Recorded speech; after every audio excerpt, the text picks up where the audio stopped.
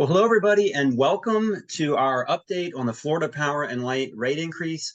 I'm Christian Wagley, and I work for Healthy Gulf, which is a nonprofit organization that works on a range of energy and climate issues, including energy justice issues. And we've been following this FPL rate increase issue since it first went before the Public Service Commission back in the summer of 2021. Joining me this evening, I'm really excited to have two of the people that I think know more about this issue than anybody in Florida or anybody anywhere, and they've helped me out immensely with these issues. And that's Bradley Marshall and Jordan Luebkemann. They are attorneys with Earthjustice. They're both based in Tallahassee. Welcome, you guys. Thank you. Thank you for having us. Yeah. A little bit about the two of them. Bradley graduated from the Vermont Law School in 2012. And then Jordan, it's actually his hometown is Tallahassee, so it's great he gets to work there. And he has his law degree from the University of North Carolina at Chapel Hill. So these guys, I know you both have followed these Public Service Commission, these utility issues for many, many years. And I'm looking forward to a great conversation and learning a lot more about you tonight and helping everybody here in Northwest Florida learn more about the rate increase and the rate case and where things are now with the challenge. So we'll jump in with a few questions. Again, you both, through your work with Earthjustice, you represented several organizations in a challenge to the rate increase that hit us ratepayers here, rather, in Northwest Florida in January of 2022. So first of all, remind us about the significance of the rate increase and really how it compared to previous rate cases that you've both been involved in. It's one of the most significant rate cases the country's ever seen. In fact, it's the largest rate increase that has ever happened in the United States, both on a macro level, looking at how much FPL was asking for, and then although maybe not the largest, but certainly large, over 20% impacts and increased rates for users throughout Florida, and especially in Northwest Florida, where FPL created a special rate essentially as part of the rate case that puts extra charges on those people in Northwest Florida. So as a result, no matter how you look at it, from the total size of the rate increase to how it's impacting individuals, it was one of the largest increases though. So how does the Public Service Commission handle these types of proposed rate increases? I think probably most people in Northwest Florida wouldn't even have heard of the Public Service Commission until this issue came along with this giant rate increase. But you've both been watching the PSC for a number of years, and just describe us a little bit how they typically handle these cases and the back and forth that goes on before they settle on a final amount. Sure. So there's a set of statutes that govern how a rate increase works. The utility files a petition with the Public Service Commission. They show all their numbers for why they claim that they need to raise rates. There's a series of procedures that are involved, including public customer service hearings, which gives the ability for customers of that utility to provide feedback on how they're doing. And then there is a bunch of studies and testimony that happens at the Public Service Commission, and that's how that's supposed to be developed. But in practice, in Florida, really the way it's worked for a number of years, all of the big investor-owned utilities like FPL basically file these multi-year settlement agreements where they get together with all of their biggest commercial industrial customers. They hash out a deal behind closed doors, and they present that deal to the commission. And the way that the commission treats those settlement agreements is they believe that they have to take the entire settlement agreement or leave the entire settlement agreement. And so they look at the whole thing, and it's called the public interest test, and they say, is this settlement on the whole good or bad? And if they vote good, then it gets approved. And in practice, they usually get approved. And this is indeed what happened with this particular rate case. Is that right? That's exactly what happened with this rate case. Yeah. And I would say real quick, what is unique about this rate case is, at least in theory, settlement agreements represent something less than the sum total of what the utility asked for. Usually the utility makes its initial, we want this much of a rate increase, and then everyone gets together and the settlement agreement that's produced is something less than that. This is sort of extraordinary because customers are actually worse off under the settlement agreement than they were if FPL had just gotten everything that it asked for in its original rate case. Important Wow. caveat, residential customers. Sorry, FPL yes. is getting a little bit less than what they asked for originally, but residential customers in the medium and long term are worse off under the settlement than FPL got everything that they've asked for originally. Whereas Yeah, the big commercial the customers that are industrial actually users- struggling to pay their bills are worse off. And Right. the, Whereas the whereas big the commercial industrial ones are fine. Yeah, whereas the commercial and industrial users who were part of the settlement, right, they did better than the residential customers. Yeah, so in fact, most of the rate increase, everyone's rates went up, but most of it was put on the residential customers. And the larger you were as a commercial or industrial customer, the less your rates actually ended up going up under the settlement. It's the subsidy from residential customers to the largest customers, and it's not just residential customers, it's small business customers too that are doing this, paying extra more than they should, are paying more than $1 billion extra to basically lower the rates of the largest customers that yeah.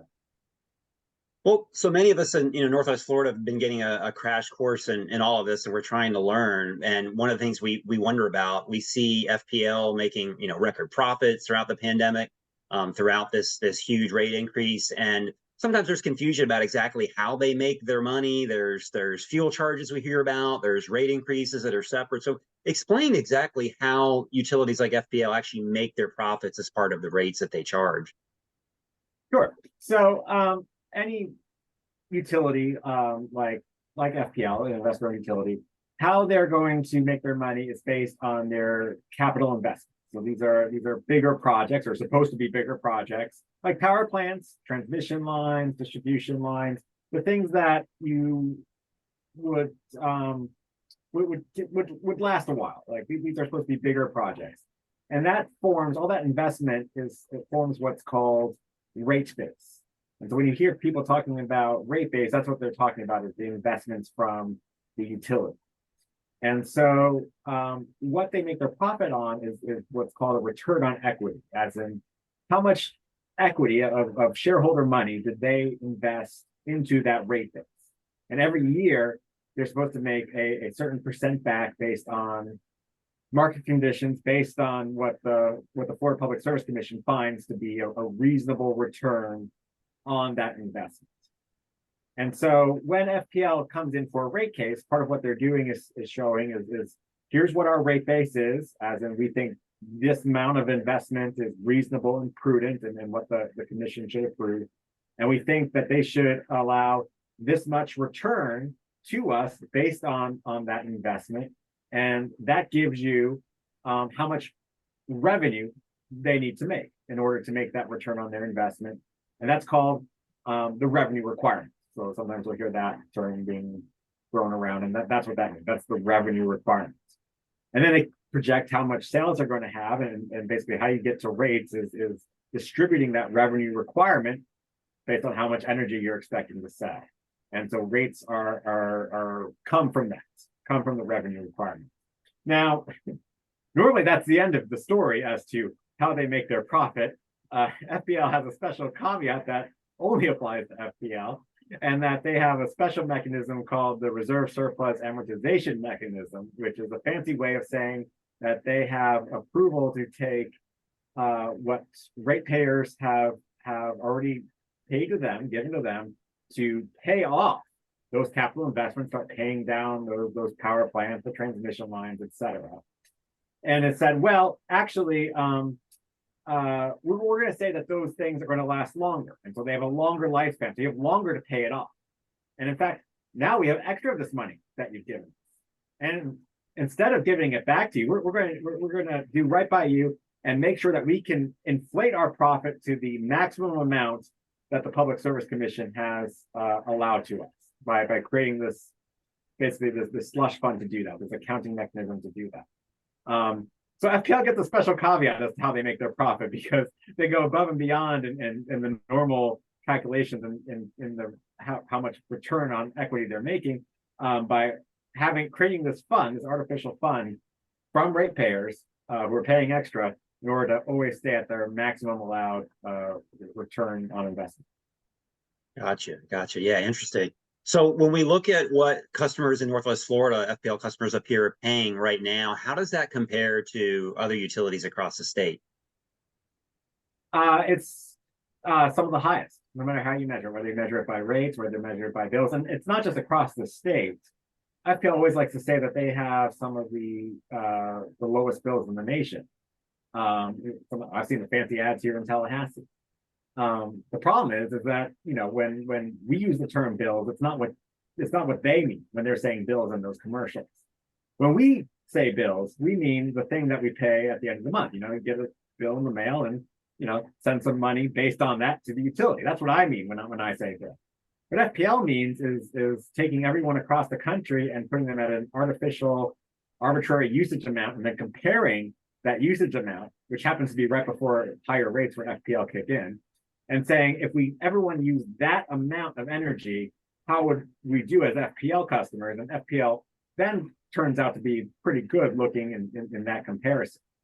And it's no coincidence, because it's a lower energy usage than the average FPL customer uses, and it's a much higher energy usage than your nationwide average customer.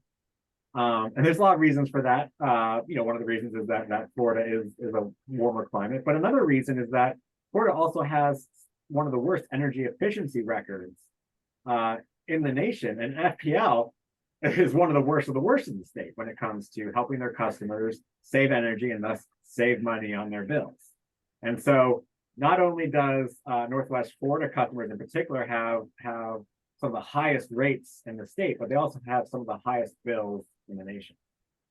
Yeah, I recently looked, and FPL Northwest Florida customers were the third highest in the state of Florida among about 36 both public utilities and private investor-owned utilities. So only Florida Public Utilities and Tampa Electric were higher than FPL Northwest Florida. So yeah, we definitely feel it up here. I continue to see the complaints on social media with the hot summer weather that we've had. So you both spend a lot of time closely following all of Florida's investor-owned utilities, but I want to ask specifically about FPL and whether they behave differently than the others, because I know, for somebody like me who follows the news and all of us, especially about a year or so ago, it seemed like every other week there was some new piece of news about some scandal related to FPL. They had somebody following a reporter. They had, set up basically a fake news site. They had been involved in some political shenanigans around fake candidates and elections. It just seemed like for a while there was something going on all the time that you don't hear from other utilities. But in your experience, do they really behave differently than the other investor-owned utilities in Florida? So all the investor-owned utilities have similar characteristics and features, right? Bradley explained how they're actually making their money, which is less about the electrons that are coming to your house and much more about what they can put into rate base. So they share in common that they all want to put as much in rate base as possible, and are not being driven by how much is actually needed to serve their customers when they're asking for new projects to be added. And so there's things like that they all have in common.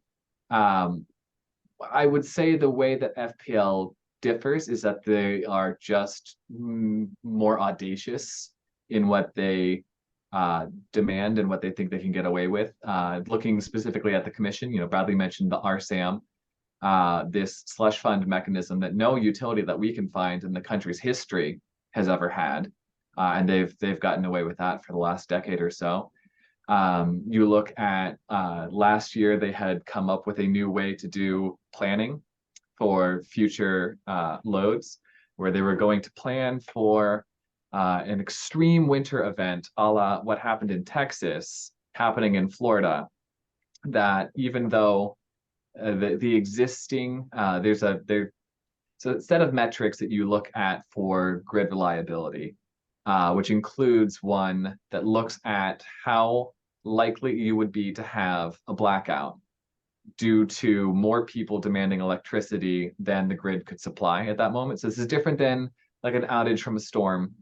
This is simply more people are trying to turn on air conditioners than FPL's gas plants can support. And the industry standard is that you don't want to have more than one blackout in 10 years. That's what you're aiming for. And FPLs before this new extreme winter planning plan that they came up with expected to have a blackout from insufficient generation once every 111,000 years. And if they had gotten the extreme winter planning that they were pushing for the commission, it would have gone to well over once in a million years. So it's a level of audacity that I think the other utilities just don't feel like they can get away with. But the reality is that FPL is invested very savvily in lobbyists and in PR campaigns, and they've put together an operation that looks really slick, and they try to use it to the best advantage that they can, regardless of whether it's good for their customers. And we've seen that it's not. Those are just staggering numbers. Once every 111,000 years, once every million. So just to summarize again, basically, the more stuff they build, the more power lines and transfer stations and power plants and all of that, the more stuff they put out there, the more money they make, right? That's right. Exactly right. And what's so interesting is then, every time they build one of those things, they put out this, press release saying, look what we're building and investing in the community, making it sound like they're doing it out of the goodness of their heart, that they're doing it because they want to, make jobs in that community, rather than, every time they're making an investment, that's that increases their bottom line, that increases their profit, that increases how much money they're able to make. And so every time you see one of those press releases, think about, well, what are they getting out of it? Because basically they build that power plant, they charge that back to the customers plus a certain profit percentage on top of that. And so they're really incentivized to build more that way then. And exactly. And an important point to note about that is you often hear about it's roughly a 10% return on equity. And so you think, oh, they spent $1 billion to build this power plant, and so we've got to spend we have to pay them back 1.1 billion, right? So they get their billion back plus 10%, so they've made $100 million in profit. That doesn't seem that outrageous, but that's not what that means, because it's it's that percent of return on their on their equity investment every year. And so what ends up typically, just as the back of the envelope math, it varies depending on the exact return on equity and how long the lifespan of the investment is, and so how fast it's appreciating, et cetera. But just roughly, that $1 billion power plant is going to cost the ratepayer $2 billion, $1 billion to pay it off, and then $1 billion in profit for the utility. Goodness, that is incredible. Yeah, that's an incredible. So that's a good business to be in. Extremely profitable, the way they've. But presumably, I mean, the Public Service Commission is supposed to be sorting this out. I mean, wouldn't the Public Service Commission be the entity that says, "Hey, you're building stuff you don't need, and you're charging customers too much for that"? But apparently, that's not happening.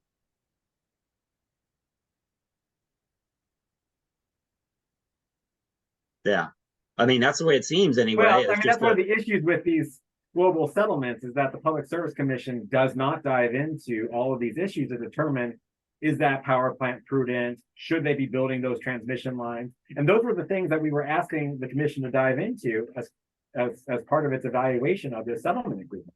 Was these extra power plants, was these extra rate-based investments? But instead, as part of this global settlement, all you get is this up or down vote without the commission explaining really its thinking as to why it thinks that this settlement is a good idea. Wow. So really, they didn't dig in as deeply as they should have to really properly represent the people's interests. That's certainly our argument to the Florida Supreme Court, is that they did not do their job in digging into and explaining their thinking in regards to the settlement. Yeah. So let's talk about that. You both represented a number of petitioners as part of your work with Earthjustice, a legal challenge on this rate increase from 2021. Tell us, just describe that legal challenge a little bit about how that's working, who you are representing, and the case that you've made. So we're representing Florida Rising, the League of United Latin American Citizens of Florida, and the Environmental Confederation of Southwest Florida. And so what we did is, well, we first, as the Public Service Commission, as you have to do, is we challenged the settlement and put on a hearing challenging the settlement. And then we appealed the Public Service Commission's approval of that settlement to the Florida Supreme Court. And there are several things about the settlement that we think are legally problematic under Florida law and that we have brought forth in our challenge. First, as I alluded to earlier, the sufficiency of the order itself. This is the biggest rate increase in U.S. history, and yet there are only 6 findings of fact that arguably touch on whether the settlement is a good idea or not. As in, this is a huge settlement, and the commission's thinking, as best as could be discerned, was reduced to a couple of paragraphs as to why they think this voluminous settlement with this myriad of issues is a good idea. And we argue that the commission must do more, especially when there's a contested settlement where parties are contesting the facts that the other side is putting forth. Did the commission think that we were correct that residential customers are going to be worse off in the medium term and long term under this settlement than they would have been under FPL's original proposal? We don't know. They didn't make any findings of fact as to whether residential customers are worse off or better off. And to me, that's pretty important to determine whether this settlement is in the public interest. Does FPL need to be making all of these investments in order to maintain a reliable generation network? Again, the settlement is silent as to whether all these new power plants, all these new transmission lines, whether they're needed. Not even just a general statement. So that's one issue. We also challenged the legality of several of the mechanisms contained in the settlement, including the RSIN. We don't believe that taking ratepayer money and using it to keep yourself at the top of your allowed range of return on equity is lawful under Florida law, but that money should be flowed back to the people it comes from, the ratepayers. There's another mechanism that's quite strange in the settlement that we challenge. It's one where, for example, FPL has retired a lot of its coal facilities. They're quite proud of how they're retiring coal facilities. They sometimes even acquire them to retire them. Under the settlement, ratepayers are going to be paying for that for 20 years. As we've argued, people being born before after the settlement was signed and approved will be paying as adults for power plants that never produced a single kilowatt hour of electricity in their entire lifetime. And that seems wrong to me. That seems like generational inequity, which is something that's supposed to be avoided when you're doing rate setting. Another issue is FPL's Solar Together program. This is a program where all the ratepayers indisputably pay for solar power plants to go up, just like any other power plant. But this power plant's different in that large customers, FPL's largest customers, can subscribe to that power plant so that they get credit for the energy coming from it. They get to meet their clean energy goals, and they get paid by all the other ratepayers who just paid to build that power plant to take that credit. That's wrong. If they want to take credit for the solar, they should pay for it. They shouldn't be getting paid by everyone else for that solar energy. Yeah, more. Is there more? I got more too. I mean, I can keep going about issues we brought up. Another one we alluded to earlier was the huge subsidy from residential customers to the largest commercial and industrial users, and that doesn't even account for the subsidies that are occurring from the Solar Together program and other mechanisms. So there were a number of key points you made that you thought the settlement was not legal under Florida law, and you've challenged on. And so I'm interested to know, you brought that case, the two of you, all the way to the Florida Supreme Court, and you had a hearing there earlier this year. Tell us about that hearing and how that went. Yeah, so we had oral argument back in February, and it went very well, we think. We received a number of really thoughtful questions from the justices that made it very clear that they had read our briefing very closely, that they really understood and were grappling with the issues that we had raised. And we got a lot of questions that were very critical to the settlement agreement and to the lack of explanation. There was clear concern from some of the justices that the Public Service Commission may not have had the legal authority, no matter how well they'd explained it, to adopt some of these mechanisms. And certainly there was criticism about the sufficiency of the order itself, as Bradley had mentioned that we attacked pretty hard in our briefing. And I'll note that this is significant that the justices were interested in this issue because just a year ago, there was a different Public Service Commission order approving a settlement that was appealed to the Florida Supreme Court. And that order was not attacked for the sufficiency of the order. And the Florida Supreme Court kicked it back, saying, we can't review this because you haven't told us how you reached this decision. And so they sent it back to the Public Service Commission for them to better explain themselves. In this case, it's a much bigger settlement agreement with way less explanation.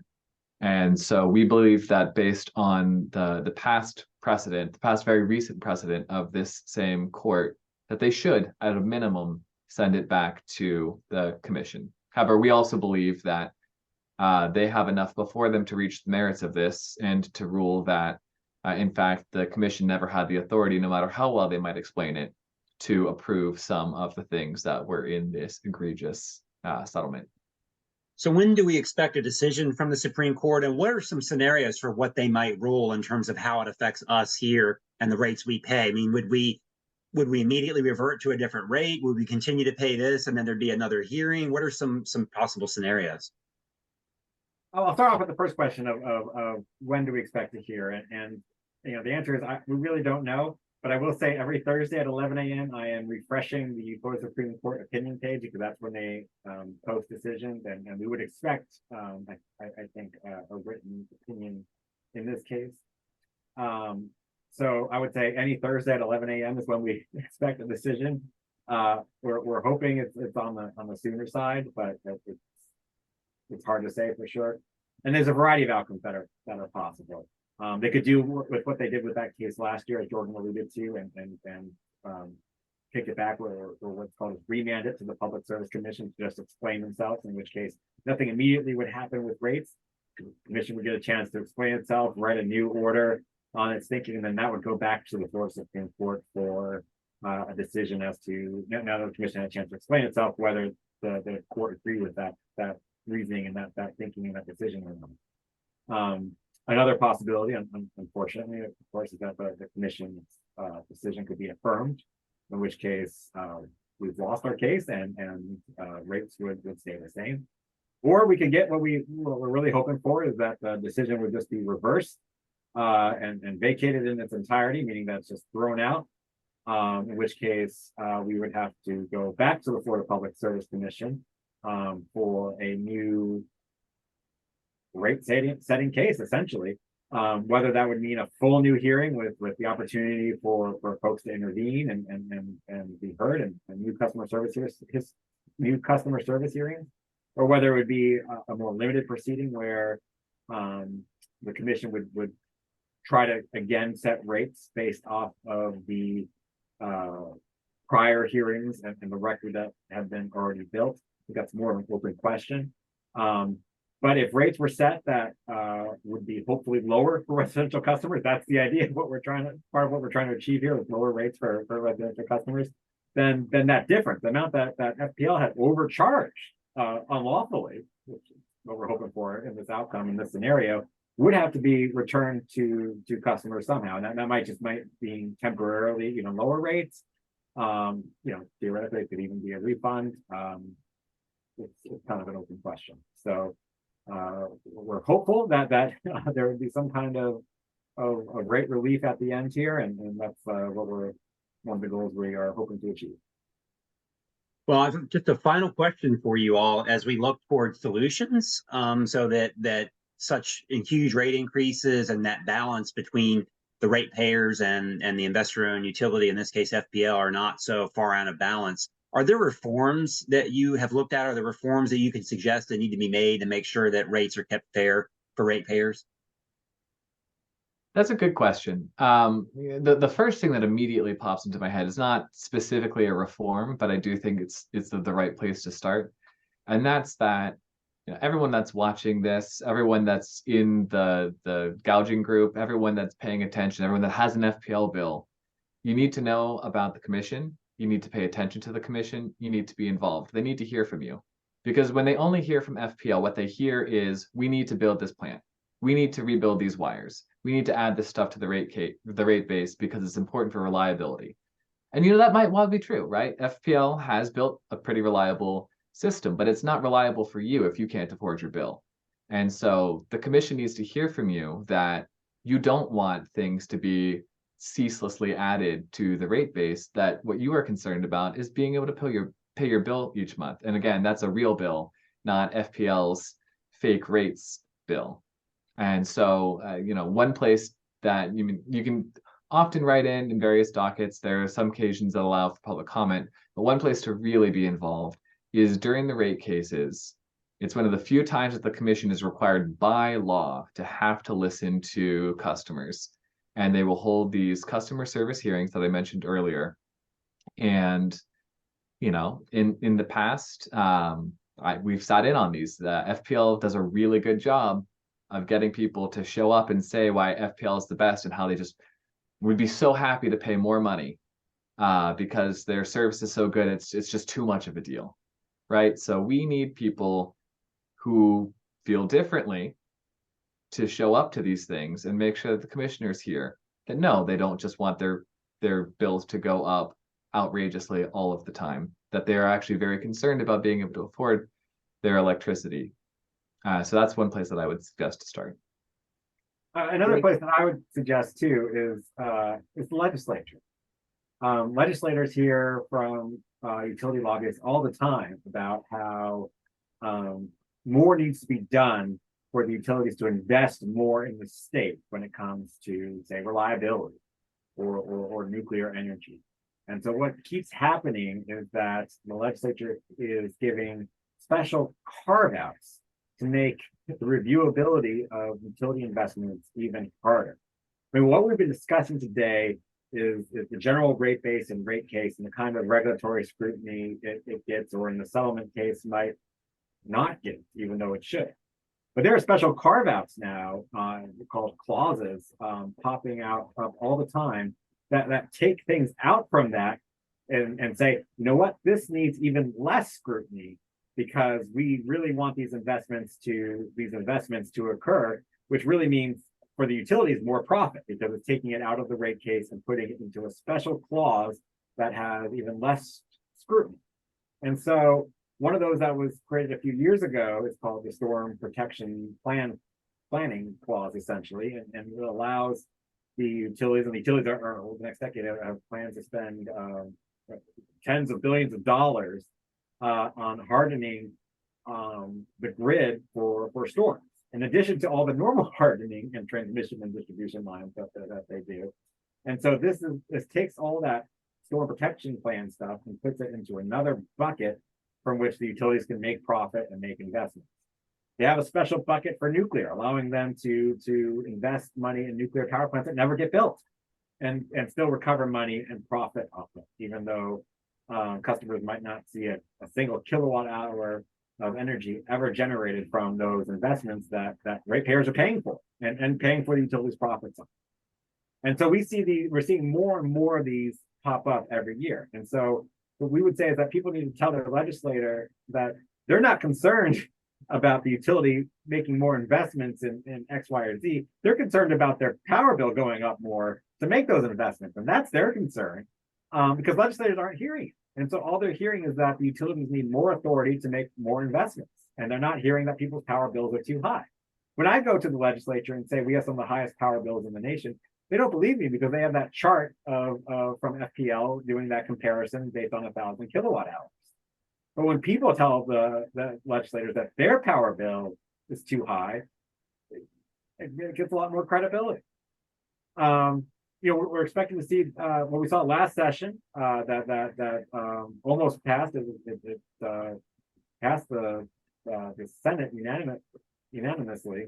Was a bill to legislation to allow a lot more investment and take a new bucket in renewable natural gas and hydrogen. without having to really show any benefits to the ratepayers. And so, you know, in our mind, this would have allowed basically handing a blank check to utilities to fill out to say how much investment they wanted to make, as in how much profit did they want to make. And it was a further way of inflating bills in this state, which are already some of the highest in the nation. And so we fully expect this to come back next session. And so if people don't want to see their power bills going up even more, then they need to tell their legislators that instead of worrying about how to make investments for the utilities easier, they need to be worried about how to make electric bills lower, not higher. Very good. Well, we'll be watching. I know the legislative session starts early this year in January, and it is true with this huge rate increase that we've had up here. We've had very little support or very little interest in any reforms from our state elected officials up here. So we need to make sure that we're having meetings with them this fall and communicating these things and these concerns ahead of the session beginning in January. So. Well, with that, let me say thank you again to Jordan Luebkemann and Bradley Marshall, both staff attorneys with Earthjustice. If you want to learn more about Earthjustice and their work and the work specifically that Bradley and Jordan are doing, you can visit their website, which is earthjustice.org. You can also keep up with FPL issues in Northwest Florida through the FPL price gouging page on Facebook. And you can keep up with additional energy and environmental issues through our Healthy Golf website, which is healthygolf.org. So we promise to let you all know when the Florida Supreme Court decision on the FPL rate increase comes and when that's released, which is, as Bradley said, could be any Thursday now. In the meantime, take care, and we will see you again soon. Thanks so much for having us. Yep, thank you.